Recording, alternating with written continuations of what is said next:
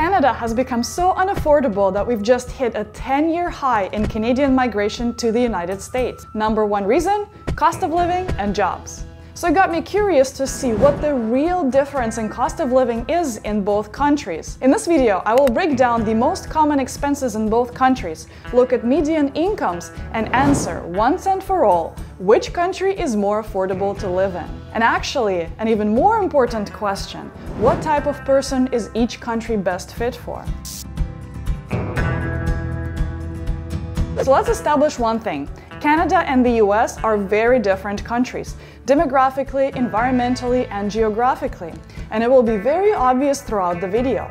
Second, both countries are vast, especially the US, with income and rent varying by as much as 50% depending on the region. So we can't just look at the national averages. We need to do better than that. So we've come up with comparable city pairs based on the city's size, economies, and overall culture and vibe.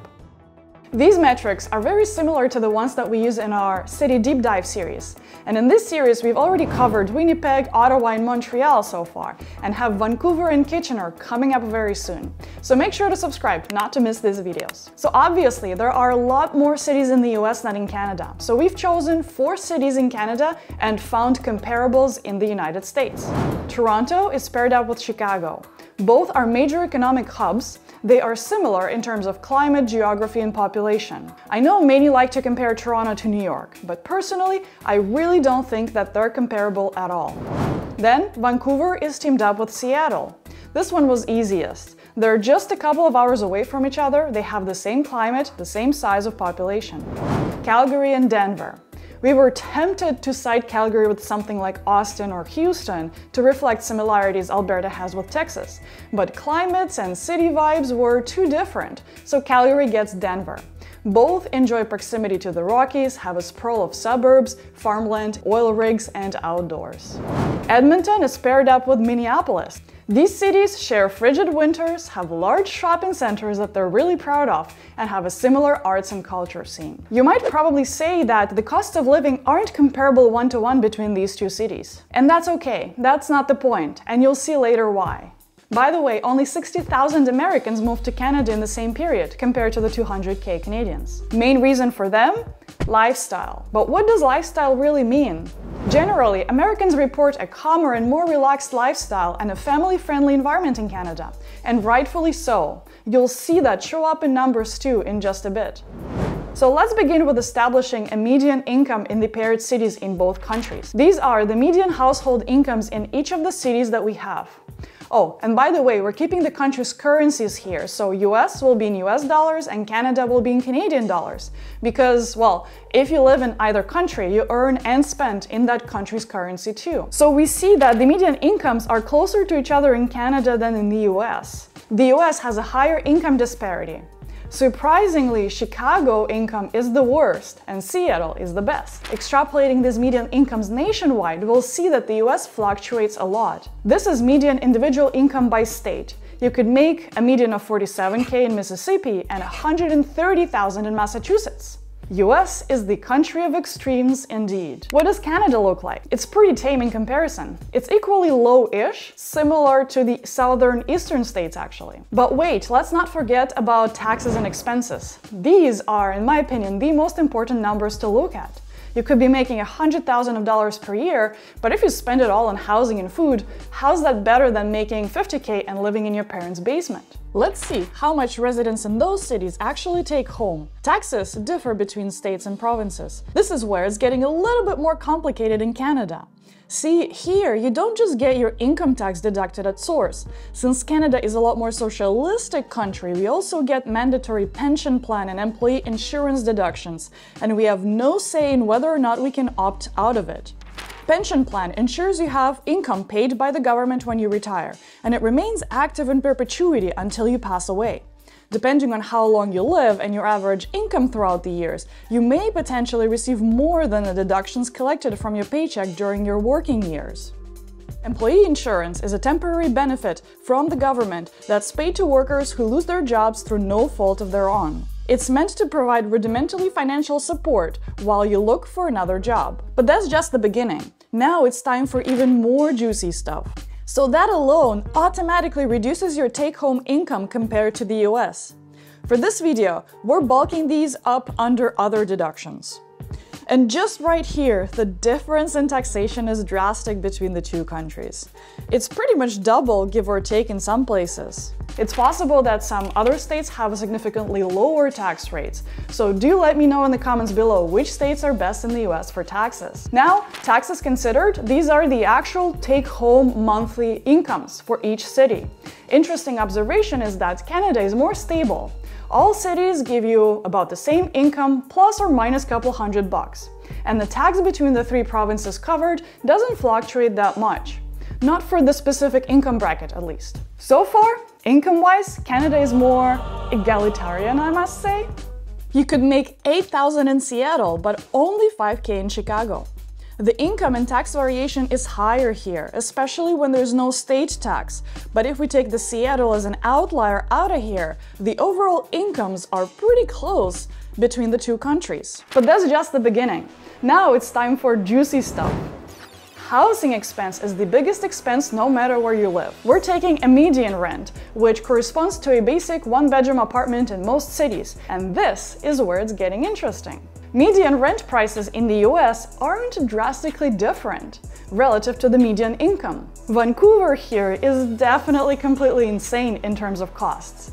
And the more I dove into the numbers, the more I'm confused about how people survive in Vancouver. They must all be millionaires. The absolute winners in terms of rent prices are the two brothers, Minneapolis and Edmonton. However, if we look at the prices relative to the income, Seattle is an absolute winner for the US. Vancouver is just outrageous. But if you remove Vancouver as an outlier, things aren't that bad in Canada compared to the US in general. There's just a 2% difference in the percentage of income that you spend on housing here. We're not looking at home buying here, but maybe we might in future videos, so do let me know if you want us to crunch the numbers on that one. What about other expenses? This is where I've spent countless hours doing the math and getting into somewhat standard and realistic scenario.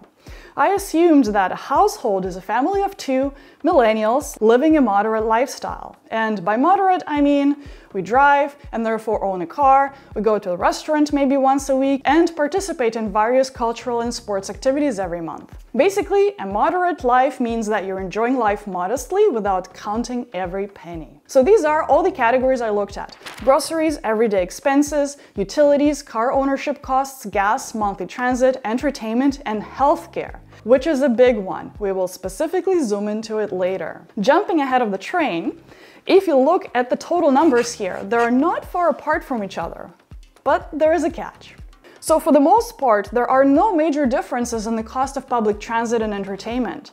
Maybe entertainment is a little cheaper in the US. Again, for some reason, entertainment in Vancouver looks really expensive, like pretty much everything else. If you're from Vancouver and you're watching this, how do you survive? Car ownership and paying for utilities can be more expensive in the US, interestingly. On the flip side, groceries and gas are generally cheaper. And this makes sense because the US is fortunate to have a wide variety of crops, allowing them to produce much of their food locally. When it comes to gas, the larger population, more competition, and fewer environmental regulations help keep the prices lower compared to Canada. Where it starts getting more interesting is obviously healthcare. Your monthly healthcare costs in the US are at least double, if not triple, than in Canada. In this example, we're looking at the employer-sponsored private health insurance costs in both countries. The big draw for Canada here is that part of the cost that Americans incur is already indirectly paid for via the Canadian income tax. For instance, even if you have a private health insurance in the US, you will still always pay for a doctor visit or medication, because despite the private insurance, there is always a copay and a deductible attached to it. And generally, at the first sight, the insurance system seemed a little bit more complicated, I found. In Canada, on the other hand, most doctor visits and procedures are free, aka covered by the public healthcare. If you visit your general doctor or do blood tests, you don't pay anything. You need a surgery. You don't pay anything either, depending on the surgery. And if you do need to see a specialist like optometrist or dentist, their services aren't covered in Canada. But that's where the private insurance kicks in and covers anywhere between 50 to 100% of that cost. In other words, most general medical services in Canada do not require a fee, whereas in the US, every medical visit or purchase does. So, technically speaking, if you're unemployed or have pre-existing conditions that require you to regularly visit a doctor, you're much better off in Canada. But if you're healthy, employed, and have a lot of energy, I can see how the US is a very appealing option for many. So that's all for the expenses. And obviously, expenses are highly personal and they depend on many factors. So for this video, we took a baseline of a modern couple who like to enjoy life without counting pennies. This is the math that I'd be doing for myself if I were planning to move to the US. And who knows, maybe one day we will. If you don't drive, your numbers will look much better across the board. If you live in Vancouver, you probably should get a bike because their numbers are ridiculous across the board. Or maybe you don't like going out or doing sports because you live in the States and you work 24/7. Then that's some money saved. Just kidding. Anyways, so here's what our totals are looking like when looking at the expenses relative to monthly income. And we see that again, just like with housing, the numbers are fairly close. There are subtle differences, like living in Chicago and Vancouver is pretty damn expensive. It's almost like we should have paired Chicago and Vancouver together.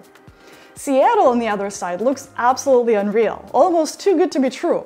I even had to recheck my math to make sure that I didn't mess it up. If you live in Seattle, do let us know in the comments if the math actually checks out. And Calgary and Edmonton close up the top 3 of the most affordable cities. But here's another catch. So far, we've looked at the expenses a typical couple would have. But what if you wanted to start a family? That's where things are starting to look very differently. So these are the monthly daycare costs for the cities in question. 7 out of 3 provinces and territories in Canada have a version of a $10 a day daycare subsidy. Other provinces have already reduced daycare fees by nearly 50% over the last few years in Canada and are on track to reach $10 a day by 2026. There are also various childcare benefits every parent can get in Canada, not to mention the parental leave of 52 weeks. All these policies make raising a family in Canada more bearable than in the US. Looking at the US does not have the paternal leave benefits, so parents start incurring preschool expenses like daycare much sooner. US does have a tax credit for children, but it caps at $600 per child and $1,200 in total annually. So having more than 2 kids in this scenario is no bueno. So all in all, if we start adding these monthly daycare costs, and mind you, these are daycare costs only, not to mention other child's expenses, suddenly, all the extra cash of the median income household get wiped out. That's something to think about. This video is not a quick measuring contest. This video is meant to bring perspective. There is no ideal country for everyone, but your lifestyle and family situation does have a great impact on which city, let alone country, is right for you. I've purposefully paired up these specific cities because in most cases, if you're moving to another country, you'll strive to find a city somewhat similar to the city where you actually come from. Culture, economy, and geography have a drastic impact on the vibe and lifestyle you can have there, like the proximity of mountains or ocean or the climate.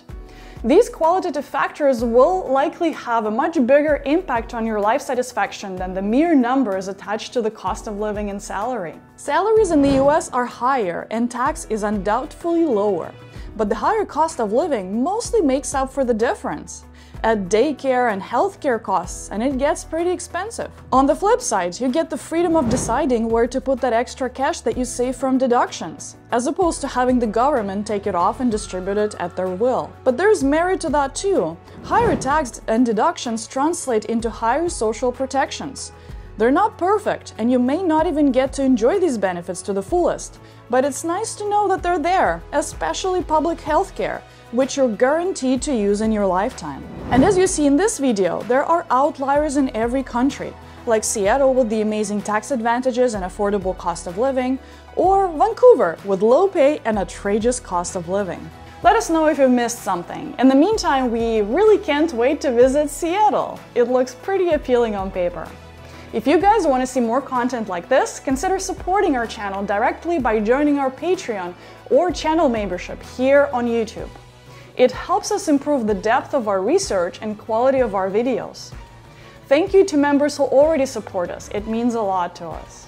And alternatively, you can gently hit the like button below and subscribe to our channel to show YouTube algorithm that more people deserve to see this video. See you next time. Take care.